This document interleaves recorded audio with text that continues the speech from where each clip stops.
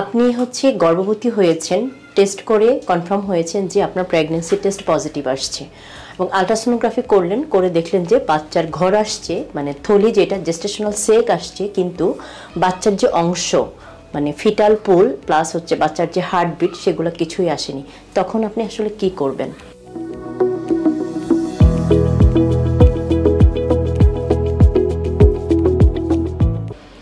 আসসালামু আলাইকুম, আমি ডক্টর রিতা তাহের। আমি গাইনি, প্রসূতি এবং বন্ধ্যাত্ব মায়েদের বিভিন্ন সমস্যা নিয়ে আলোচনা করছি।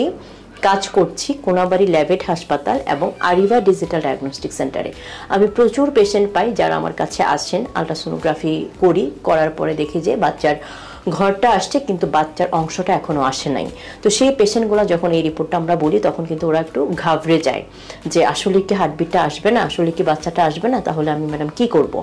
তো ওই পেশেন্টদের উদ্দেশ্যে আমি বলছি, যদি আপনার মাসিকটা রেগুলার থাকে এবং সেটা 6 থেকে 7 বা 8 সপ্তাহের মধ্যে হয়, তাহলে খুব বেশি টেনশনের কারণ নাই। আপনার যখন 2 সপ্তাহ পরে আবার আল্ট্রাসোনোগ্রাফি করব তখন কিন্তু বাচ্চার হার্টবিটটা নর্মালি চলে আসে। বাট যদি এমন হয় যে 8 সপ্তাহ পার হয়ে গিয়েছে কিন্তু আপনার বাচ্চার অংশ আসেনি, বাচ্চার হার্টবিট আসেনি, শুধুমাত্র থলিটাই আসছে, সেক্ষেত্রে আসলে কিছুই করার নাই। এটাকে আমরা ব্লাইটেড ওভাম বলে থাকি।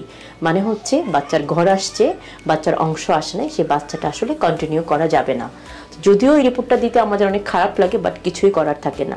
তো এই পেশেন্টদের উদ্দেশ্যে আমি বলবো যে মন খারাপ করলেও বেশি মন খারাপ করা যাবে না, অপেক্ষা করতে হবে। এই বাচ্চার যেহেতু এটা ব্লাইটেড ওভাম হয়ে গিয়েছে, এটা হার্টবিট আসবে না, সেক্ষেত্রে আপনারা এটা অ্যাবর্শন করে ফেলতে হবে এবং পরবর্তীতে যখন আপনি বাচ্চা নেবেন তখন অবশ্যই ডক্টরের পরামর্শ অনুযায়ী দেন আবার বাচ্চা নেওয়ার জন্য ট্রাই করবেন।